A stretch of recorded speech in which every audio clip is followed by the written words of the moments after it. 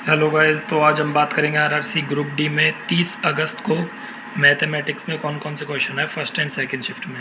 Okay, तो ज़्यादा time ना वेस्ट करते हुए हम स्टार्ट करते हैं। तो पहला क्वेश्चन कुछ ऐसा था कि यदि x plus y is equal to 26 है और x माइनस वाई 12 है, ओके, तो x square plus y square क्या होगा। तो इस क्वेश्चन को हम ऐसे सॉल्व करेंगे, x प्लस वाई को हम लिख लेंगे एंड x माइनस वाई को हम लिख लेंगे इज इक्वल टू 12।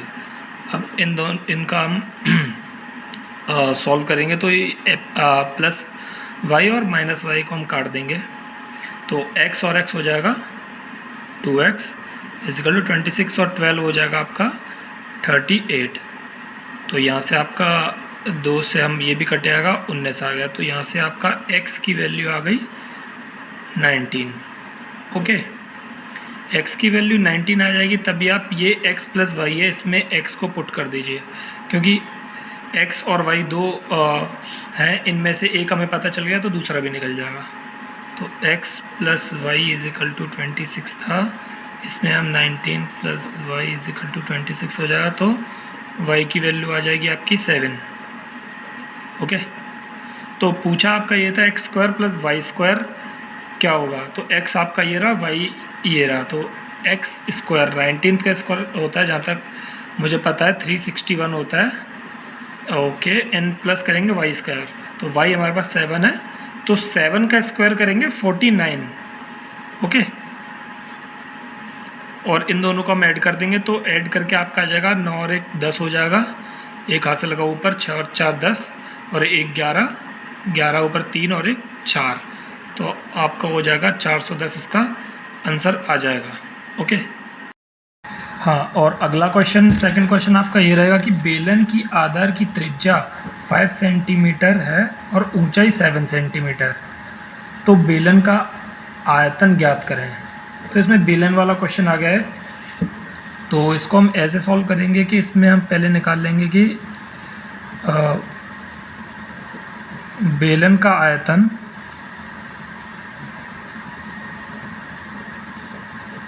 आपका बेलन का आयतन होता है पाई are square H.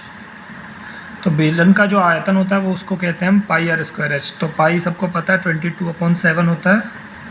Okay, and 7 आपको दे रखा है, सॉरी आर आपको दे रखा है, आर आपका 5 है, 5 सेंटीमीटर त्रिज्या।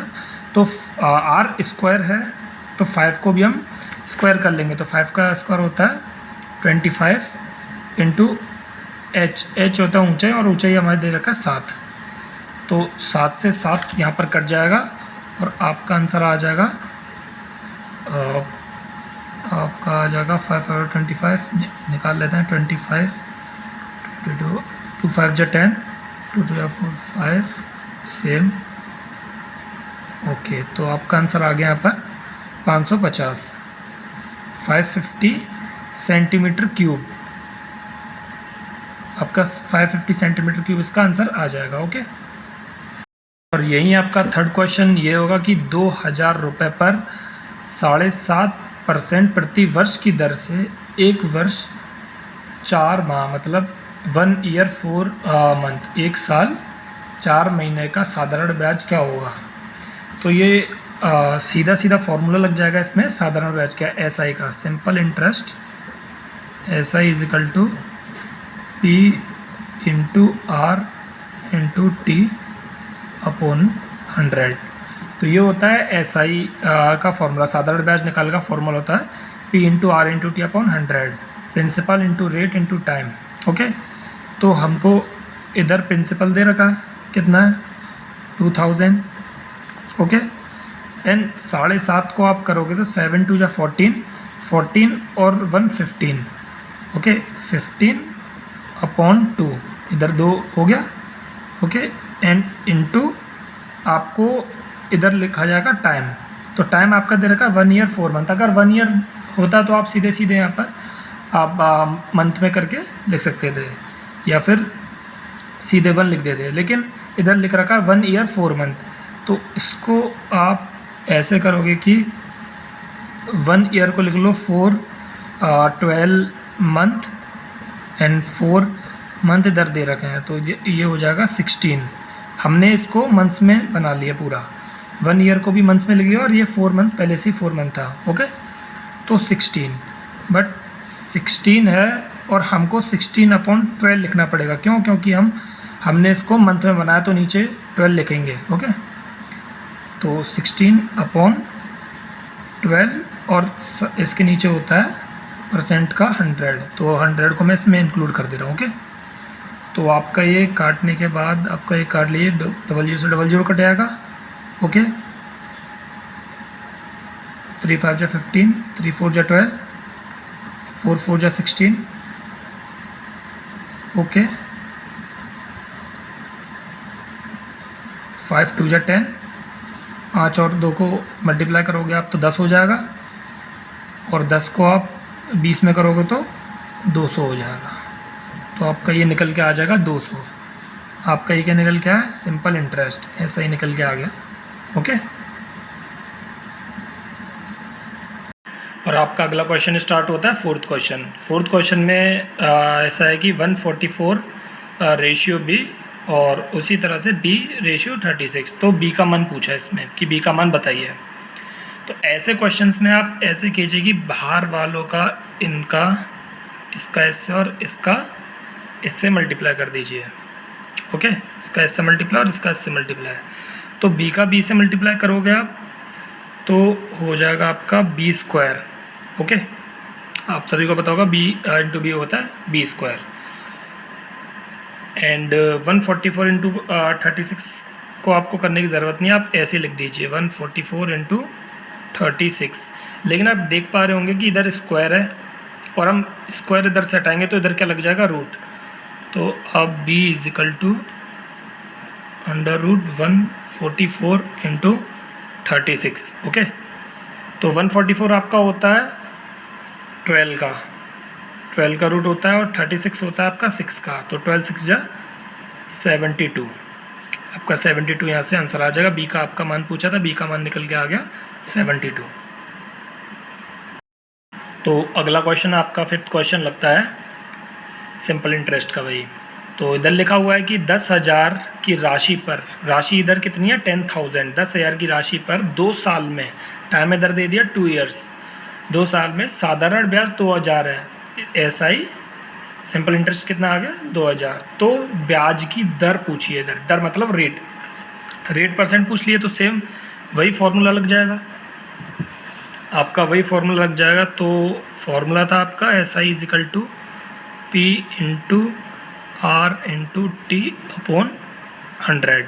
ओके, तो इधर कितना दे रखा है आपका SI आपका दे रखा है 2000 इजिकल टू, राशि कितनी थी आपकी? 10,000 इंटू रेट आपको निकालनी है और टाइम आपका दे रखा है 2 ईयर। इधर देखिए आप, इस बार 2 ईयर दे रखा, कोई मंथ में नहीं है। मंथ में नहीं है तो हम 2 ईयर को सीधे 2 लिख लेंगे अपॉन में 100।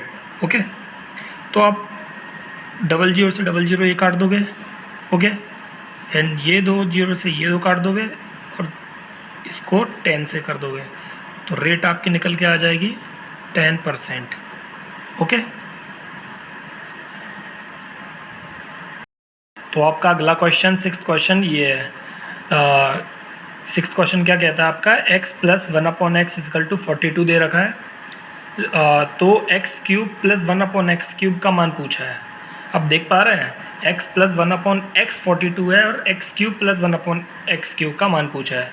तो ऐसे क्वेश्चंस के लिए एक फॉर्मूला है, आप भी याद रख लीजिए कि, और फर्स्ट ऑफ ऑल ये बहुत इंपॉर्टेंट क्वेश्चन है। मैंने ऐसे क्वेश्चन बहुत देखे हैं, लगभग हर शिफ्ट में ऐसे क्वेश्चन बने और प्रीवियस ईयर्स में भी ऐसे क्वेश्चंस हैं, और आप अगर मूक दोगे तो मूक में भी आप ऐसे क्वेश्चंस को देखोगे। तो इसका फॉर्मूला था n³ माइनस 3n। ओके, तो ये आपका एक फॉर्मूला है, इसको आप याद कर लीजिए, छोटा सा फॉर्मूला है। n³ n आपको दे रखा है 42। ओके, 42 आपको n दे रखा है और इसके ऊपर क्यूब लगा हुआ है n माइनस 3 और n की जगह 42 अगेन, लो इसको ब्रैकेट में कर दिया मैंने। ओके, तो इधर देखिए 42 हम कॉमन ले सकते हैं। हमने 42 को कॉमन लिया तो 42 इधर 3 42 में से एक 42 चला तो 42 का 2 42 बचेंगे। ओके, तो इधर 42 स्क्वायर बचेगा और 42 का स्क्वायर आप निकाल लीजिए कितना होता है 42 2 2 जा 4 2 4 जा 8 4 2 जा 8 4 4 जा 16 4 8 और 16 7 और 1। अब देख पा रहे हैं 1764। ओके 1764 हमने 42 का क्यूब क्यों किया, क्योंकि 42 का हमने कॉमन लिया तो 3 में से एक कॉमन ले लिया तो बचे 2, 42 का क्यूब इतना हो जाएगा एंड माइनस इधर एक 42 था इधर आ गया तो 3। ओके, तो इधर हम देखेंगे 42 इंटू 1764 में से 3 को माइनस करेंगे तो 1761 बचेंगे। ओके, तो आप इसको मल्टीप्लाई करके इधर लिख लीजिए और इसकी इतना अगर आपको लंबा लगता है मल्टीप्लिकेशन तो इसको आप बाय ऑप्शन कर सकते हैं, जैसे 2 1 जा 2 आप ऑप्शन में चेक कर सकते हैं कि सबसे पीछे 2 किसके है। ओके, अगर 2 या 1 से ज़्यादा ऑप्शन के पीछे तो आप मल्टीप्लाई कर लीजिए, ज़्यादा बड़ा भी नहीं है, और इधर आप ऑप्शन लिख लीजिए। ओके, सो आपका नेक्स्ट क्वेश्चन 7th क्वेश्चन कुछ इस तरह का है कि किसी गोले का कुल सतह का क्षेत्रफल 2124 6/7 है। ओके, 2124/6/7 है, तो उस गोले की त्रिज्या ज्ञात करें। आप समझ पा रहे हो क्वेश्चन को कि इसमें पूछा है एक गोला है उसकी कुल सतह टोटल सरफेस और उसका क्षेत्रफल 2124/6/7 है, तो उस गोले की त्रिज्या ज्ञात करें। इस क्वेश्चन को सॉल्व करने के लिए आपको पता होना चाहिए कि गोले का कुल सतह क्षेत्रफल क्या होता है। गोले का कुल सतह क्षेत्रफल। ओके,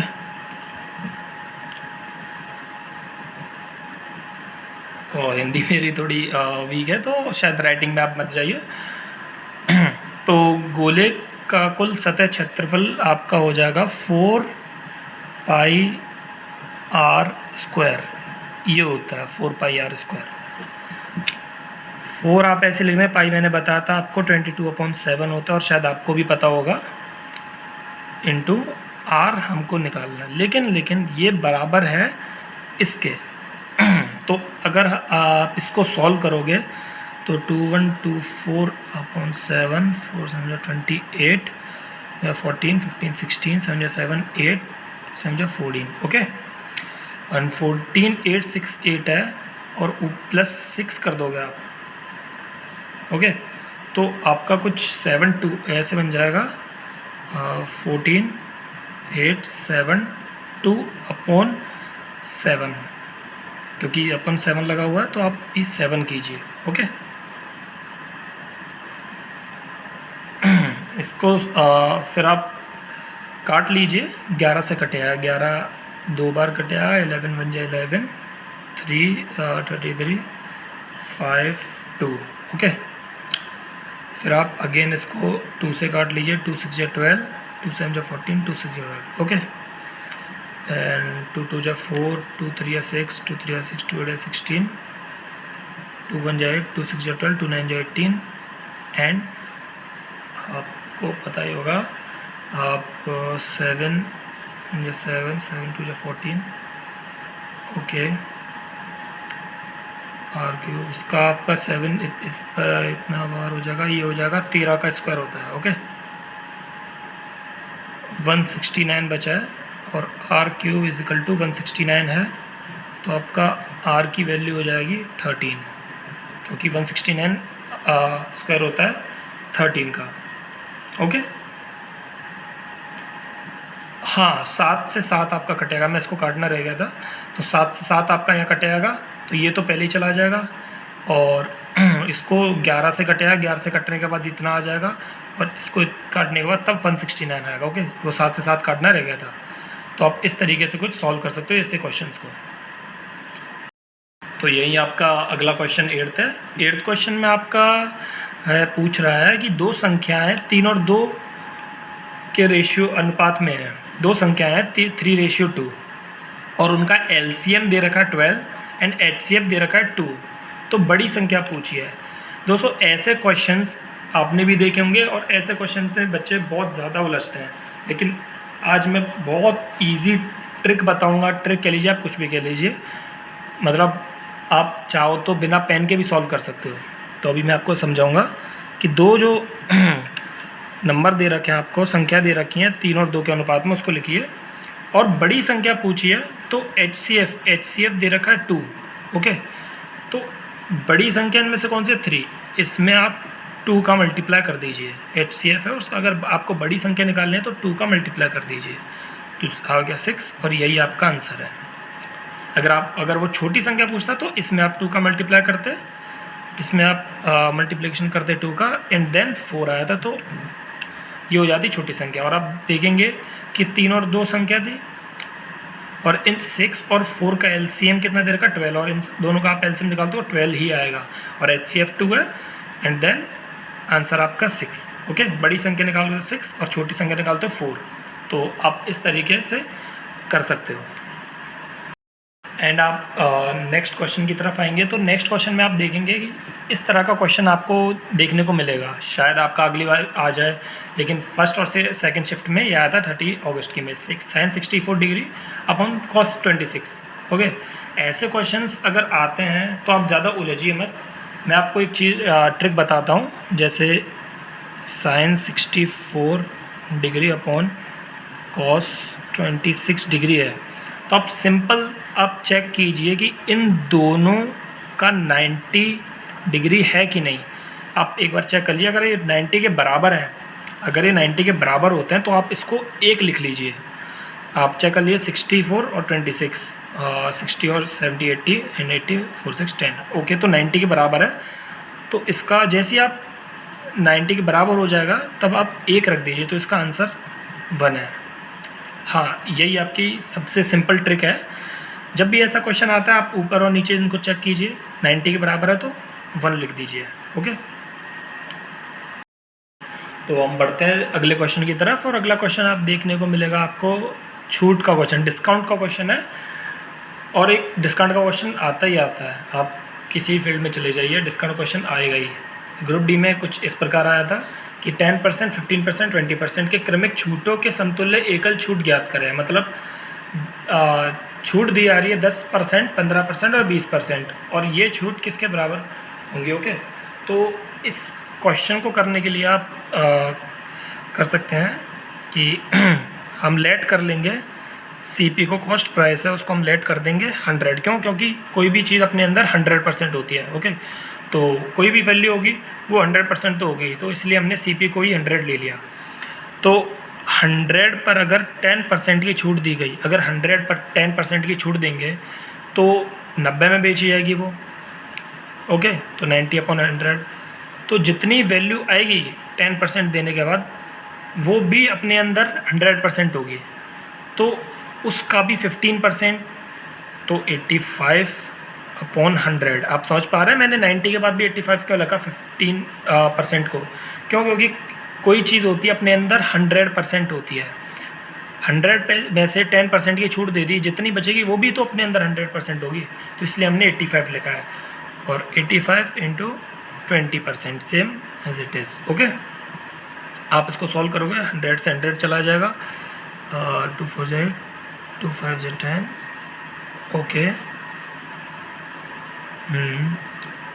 5 2 जा 10, 5 1 जा 5, 5 7 जा 35। ओके, 2 से इतना गया तो बचा क्या? 9 17 2/5। आप इधर करोगे 2 7 जा 14, 2 1 जा 2 3, इसको 9 से करोगे 9 4 जा 36, 3 9 जा 27, 28 29 30। ओके ओके 30 एंड 5 6 30 1.2, तो आपका 16.12 आ जाएगा। ओके, ये इतनी छूट दी गई थी, मतलब 10%, 15%, 20% निकाल के 16.2 छूट दी गई। कितने पे दी गई है? 100 पे, तो 100 में से अगर आप 100 में से 61.2 निकाल दोगे तो कितना बचेगा आपका 38.8। ओके, तो आपका राइट आंसर हो जाएगा 38.8। Okay, sorry 38.8। आपका अगला क्वेश्चन आपको देखने को ये मिलेगा कि ये है ट्रेन के ऊपर क्वेश्चन है, और ये क्वेश्चन बहुत इम्पोर्टेंट है क्योंकि ग्रुप डी के पेपर में क्वेश्चन ना आए ऐसा हो ही नहीं सकता। तो सेम क्वेश्चन तो नहीं आएगा, लेकिन वेरिएबल्स चेंज हो जाएंगे या फिर वो लैंग्वेज अलग दे देगा, लेकिन ये क्वेश्चन पक्का आएगा। तो दो समान लंबाई की ट्रेन समान दिशा में, तो मैंने कुछ वर्ड इंग्लिश में लिखे हैं क्योंकि मेरे को थोड़ा अटपटा हो रहा था, इसीलिए मैंने दो समान लंबाई की ट्रेनें समान दिशा में क्रमशः 18 किलोमीटर प्रति आवर और 36 किलोमीटर प्रति आवर की चाल से चलती हैं। मतलब सेम डायरेक्शन में दो ट्रेन चल रही हैं। ओके, एक चल रही है 36 किलोमीटर पर आवर और एक चल रही है 18 किलोमीटर प्रति घंटा। ओके, तो सेम डायरेक्शन में चल रही हैं और एक दूसरे को 8 सेकंड में पार करती हैं। तो ये एक दूसरे को पार करती हैं, 8 सेकंड लगते हैं दोनों को पार होने में।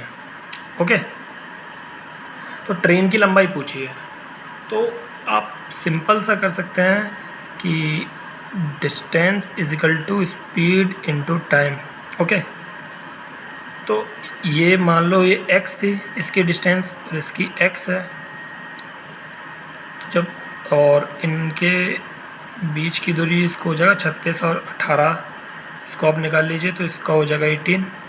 ओके, तो डिस्टेंस हो जाएगा आपका 2x इज इक्वल्स टू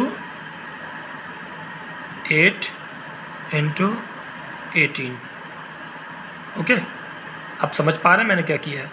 मैंने डिस्टेंस रखा है क्योंकि डिस्टेंस में अगर एक सेम डायरेक्शन में ट्रेन जाएंगी तो उनकी डिस्टेंस प्लस हो जाएगी, मतलब लंबाई। तो 2x हो जाए, इसकी x थी और इसकी x, तो 2x हो गई। ओके, स्पीड क्या थी? स्पीड इसमें दे रखी है 8 सेकेंड, तो 8 सेकेंड मैंने यहाँ पर लिख लिया। और 18 इनके 36 किलोमीटर प्रति घंटा और 18 किलोमीटर प्रति घंटा दे रखा है, इसका गैप है, इसका डिफरेंस आपका 18 दे रखा है। ओके, लेकिन ये दे रखा है आपका सेकंड में और ये दे रखा है आपका किलोमीटर प्रति आवर। तो इसको चेंज करने के लिए आप 5/18 से करोगे। ओके, तो 18 से 18 चला जाएगा आपका। ओके, एंड 2 4 जा 8 एंड 4 5 जा 20, तो x की वैल्यू आ गई आपकी 20। तो x की वैल्यू आ गई, तो दोनों की ट्रेन की लंबाई पूछी थी, x की वैल्यू 20 आ गई, तो आपका सॉल्व हो गया। तो ये क्वेश्चन कुछ इस प्रकार से सॉल्व होगा। ओके, तो बेहतरीन वीडियोस लेने के लिए आप प्लीज़ सब्सक्राइब कीजिए चैनल को और लाइक कीजिए, शेयर कीजिए अगर आपको पसंद आई है तो। और आगे जो शिफ्ट होंगी उनको एनालिसिस करके ऐसे ही मैं कुछ क्वेश्चंस का आपको वीडियो बना करके देता रहूँगा, जिससे आपको भी एनालिस हो सके, जिनका फेज़ 3 में एग्ज़ाम है उनको थोड़ी मदद मिल सके। ओके, तो आज की वीडियो इतनी ही। Thank you.